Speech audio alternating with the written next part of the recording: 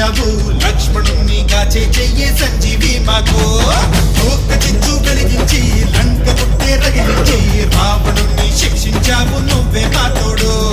శివతేజం నీ రూపమంట పవమా